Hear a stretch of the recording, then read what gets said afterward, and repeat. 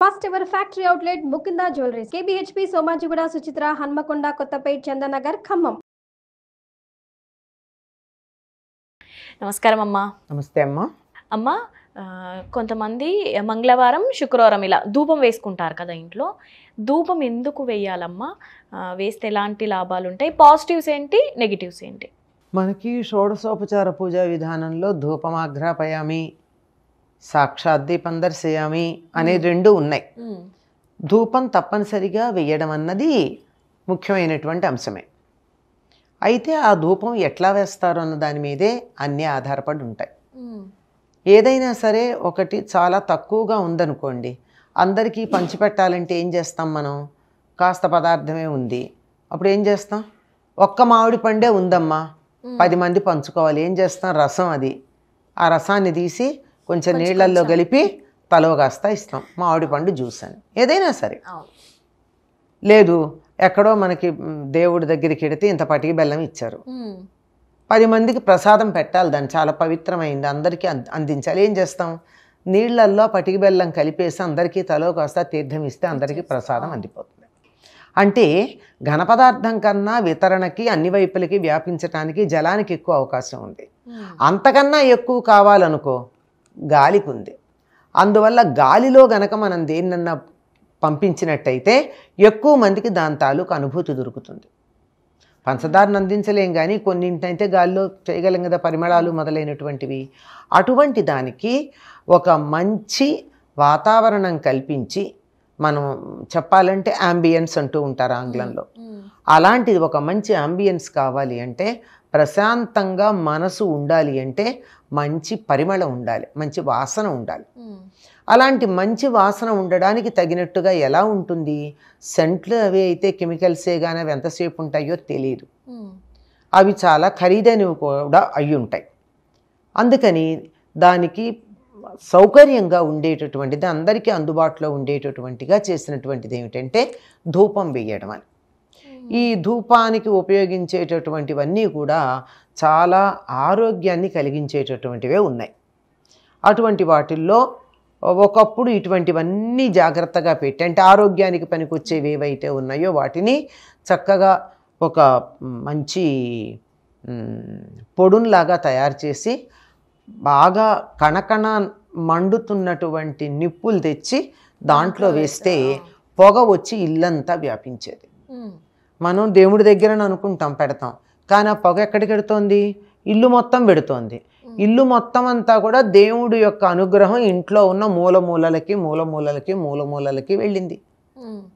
దీపపు కాంతి అన్ని గదుల్లోకి వెళ్ళలేకపోవచ్చు, కానీ ధూపం అయితే అన్ని గదుల్లోకి అన్ని మూలలకి వెడుతుంది. అందువల్ల తప్పనిసరిగా అక్కడున్నటువంటి దుర్వాసనలు పోవడానికి, మంచి వాసన రావడానికి ధూపం వేయడం అనేది మనకి సంప్రదాయంగా వచ్చింది. అయితే రాను రాను ఈ ధూపం ఎట్లాగూ అంటే అగరువొత్తుల్లాగా వేయడం మొదలుపెట్టాం మనం. ఈ అగరువొత్తుల్లో రసాయన పదార్థాలు ఉంటున్నాయి, అందువల్ల కొంత ఇబ్బంది కలిగించే అవకాశం కూడా ఉంది. రసాయన పదార్థాలు లేనటువంటి అగరవత్తులు ఏమైనా తయారు చేస్తే వాటిని వాడచ్చు. అలా కాకుండా ఇప్పటికి కూడా మరి దసరాల్లో కానీ ఎక్కడ కానీ పెద్ద పెద్ద పూజలు చేసినప్పుడు ధూపం అన్నప్పుడు ఏం తీసుకొస్తారమ్మా? అగరవత్తులు వెలిగించరు.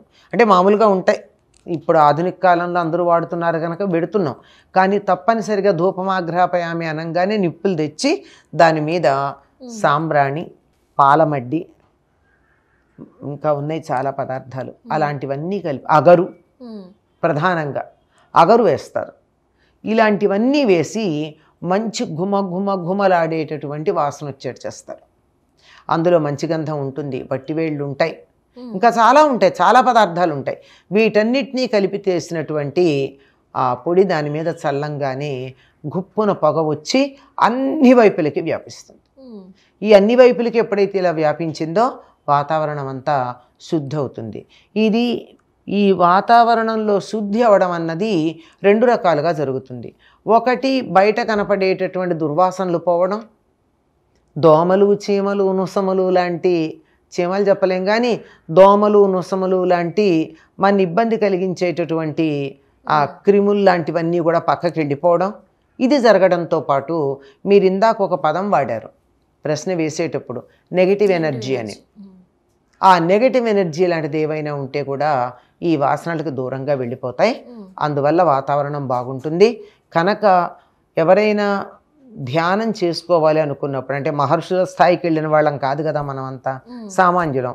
మనలాంటి వాళ్ళని ధ్యానం చేసుకోవడానికి కూర్చుని ఆ ధ్యానం పూర్తిగా కొనసాగాలి అంటే ఏదైనా సరే ఒక పరిమళం అక్కడ ఉండేట్టు పెట్టుకోవాలి.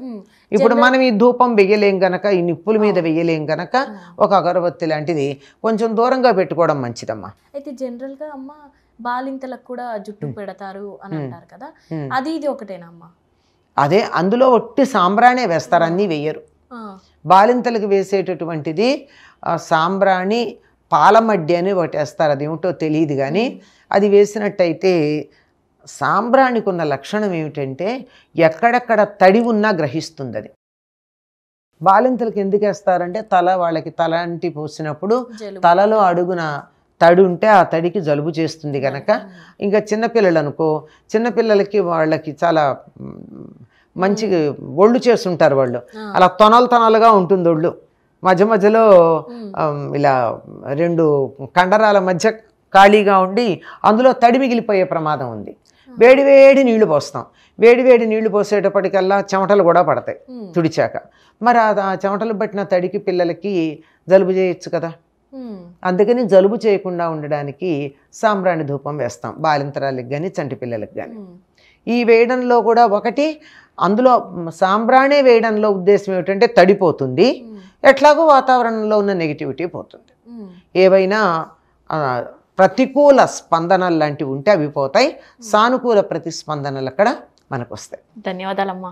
నమస్తే అమ్మా.